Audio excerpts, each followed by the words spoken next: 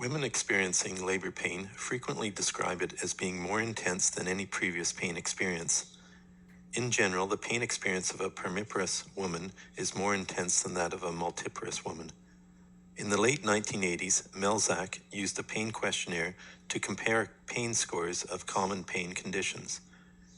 The pain experienced during labor was rated higher than many other common pain conditions, such as a pain experience resulting from a fracture or laceration. During the first stage of labor, nociceptive impulses are transmitted from nerve fibers entering the spinal cord from T10 to L1. The visceral pain experienced is a result of the uterine contractions resulting in cervical dilation and stretching of the lower uterine segment. In the second stage of labor, nociceptive impulses are transmitted via the S2 to S4 parasympathetic pudendal nerves, resulting in pain, as the presenting part exerts pressure on the pelvic structures. Somatic pain during labor arises from the second lumbar to fifth sacral dermatomes. Factors influencing the pain experienced during labor and delivery, analgesic options during labor, as well as maternal and neonatal benefits of epidural analgesia are discussed in Chapter 19 of the Ottawa Anesthesia Primer. While no form of pain relief is risk-free, serious complications related to epidural analgesia are rare.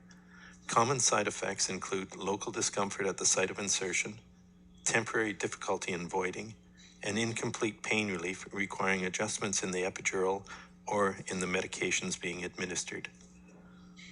Uncommon side effects include a significant drop in blood pressure, as well as an inadvertent dural puncture resulting in a postural headache. Rare side effects include temporary nerve damage lasting more than 24 hours and a higher than expected spread of medication resulting in respiratory insufficiency.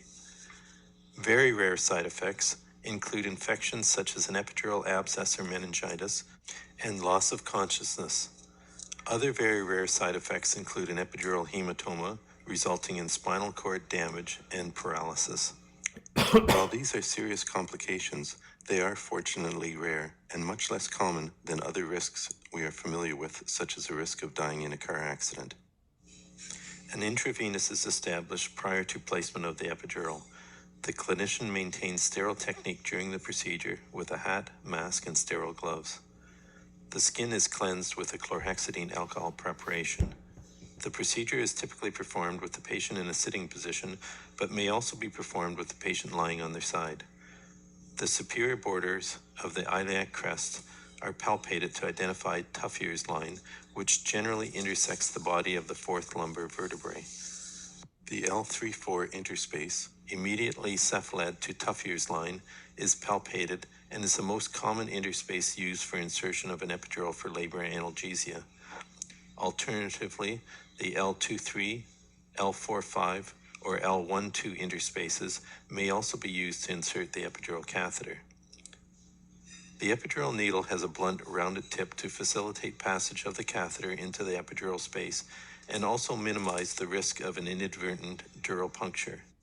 1 centimeter markings on the needle are used to identify the depth that the needle is inserted. Local anesthesia with a fine gauge needle is used to infiltrate at the site of insertion. The epidural needle is inserted in the midline of the interspinous space and directed cephalad 10 to 15 degrees. The needle is typically inserted to a depth of 3 centimeters, at which time the inner epidural stylet is removed. A syringe filled with air or saline is attached to the epidural needle. Gentle pressure is applied to the barrel of the epidural syringe as the needle is advanced through the interspinous ligament and ligament of flavum. A loss of resistance to the pressure being applied on the syringe barrel is used to identify the epidural space. The catheter is then advanced through the needle approximately 5 centimeters into the epidural space. The epidural needle is removed and the catheter tested by attaching a syringe and aspirating to confirm that no blood or spinal fluid returns on aspiration. Administration of 3 mL of 1.5% lidocaine with 1 in 200,000 epinephrine may be used to test the epidural catheter. If the catheter has inadvertently been placed in a blood vessel, the administration of the test dose will result in a rapid increase in the heart rate. If the catheter has inadvertently been placed in the subarachnoid or spinal fluid space, The patient will develop a rapid and profound motor and sensory block similar to that seen with a spinal anesthetic. Once correct positioning of the catheter has been confirmed, the catheter is secured and a dilute solution of local anesthetic with or without an opioid is used to establish and maintain the block. Common local anesthetic solutions used are ropivacaine 0.1% or bupivacaine 0.125% with fentanyl 2 mics per mil. A chlorhexidine alcohol solution is used to cleanse the patient's back. A sterile drape is applied. The iliac crests are palpated to identify the L3-4 interspace. A 25 gauge needle is used to administer local anesthesia. The epidural needle is then inserted to a depth of 3 centimeters and the stylet is removed.